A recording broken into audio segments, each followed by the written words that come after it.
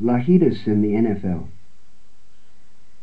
This time of year, the Mexicans know a low spot on the Rio Grande where they can cross their skinny ponies and ride up to the trading post in Lajitas on the U.S. side of the border. Nobody bothers them. Nobody asks to see papers or questions their motives. They're regular visitors. This same low spot is the reason General John J. Pershing established his little fort here in 1916 in his vain attempt to bring Pancho Villa to his knees. He never got close enough to even see the dust of Villa's army. The infamous Comanche Trail also encountered this shoal in the river, where for more than 100 years the Comanche raided like clockwork under the full moon and vanished with their booty into the vast plains of Chihuahua. Today, these Mexican villagers have simply come to hear some cantina music on an old Wurlitzer jukebox, drink Bud Light, then return to San Carlos, 17 miles into Old Mexico. As they arrive at the trading post, their eyes squint toward the patio draped for some reason in black plastic sheets. Gringos in funny hats are crowded around a TV set in the center of a dusty old pool table. These gringos cheer in unison, then fall deathly silent, then cheer again. Their eyes are nailed to the tiny screen watching the NFC playoff game between Dallas and San Francisco. They are totally oblivious to the ragged little band of men on mud-splattered ponies trotting up behind them.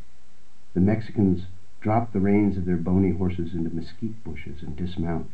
They don't even tie them. The horses know the routine. The men go directly into the grocery store and buy a case of beer, then shyly come back out into the plastic shade of the patio. They quietly seat themselves on a wood bench like a row of crows on a wire, their straight backs flat against the cool adobe wall of the store. Their eyes are careful not to meet the gaze of the gringos in funny hats. They care nothing about American football. They're only here for La Musica and Bud Light. The black visqueen sheets ripple gently in the desert wind. Goats bleat from a pen devised from hubcaps and barbed wire at the back of the store. You can see their spotted legs through the gaps of the billowing plastic. The Mexicans pop their beers, and their dark eyes shift toward the TV image of Troy Aikman in close-up, his very white Viking face barking out the play pattern.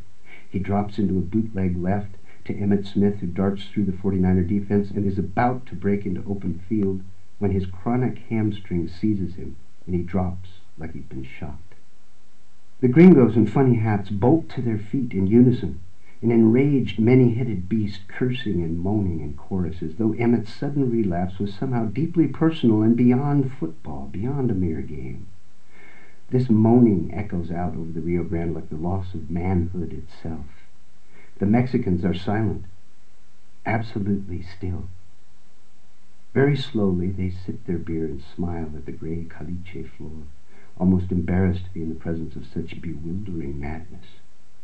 The gringos are now angrily crushing their beer cans and throwing money on the picnic tables, punching garbage cans, stomping their funny hats in the dirt. The Mexicans say nothing, not even in Spanish. They just stare at the floor. Their horses shift weight and twitch their ears toward the roar of the rankled Texans. A crow hops down and struts through the dusty parking lot, then stops and pecks at a half-eaten hot dog. The replay of Smith's injury in slow motion shows his massive piston legs stretched to their limit, then a freeze frame reveals the exact moment of pain.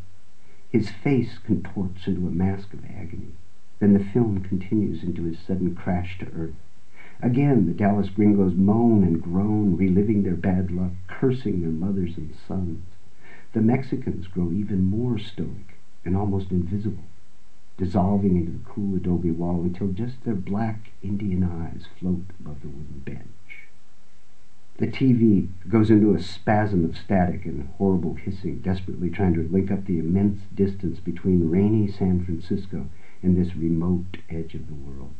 Territories that have nothing in common. Territories joined only for a moment by this game about territory. A national obsession. More than a river divides the dark men on the bench from the gringos in funny hats. The sun begins to drop behind the jagged buttes of Chihuahua. The temperature takes a dip. Geese fly downriver, silhouetted black against the pink fading sky. The fourth quarter looks bleak for Dallas. Aikman's eyes now have the dull recognition of imminent defeat. His helmet is dripping with candlestick mud, and swaths of slimy green turf are branded across his backside. It's too little too late for the Cowboys. Already the humbled group of Dallas fans have begun to abandon their funny hats and shuffle off toward pickup trucks, casting last-minute aspersions back toward the TV set. The Mexicans watch them leave. They don't get up from their bench until the last Texan has ground his angry tires in the gravel and disappeared over the sharp rise. They listen to the fading engines, waiting for the air to clear. Then, suddenly, the whole line of men is on its feet and dancing. Spanish fills the space. They snap off the TV set, and the hyper-pumped-up enthusiasm of John Madden's voice is replaced by the ancient jukebox. Now, all the Mexicans are laughing as the sun sinks deeper, forging broad crimson bands behind the black buttes of their homeland. A dog barks from the Mexican side of the great river. A confused rooster crows. A pig squeals. And the laughter and music is gobbled up into a silence so complete a man can suddenly hear his own heart.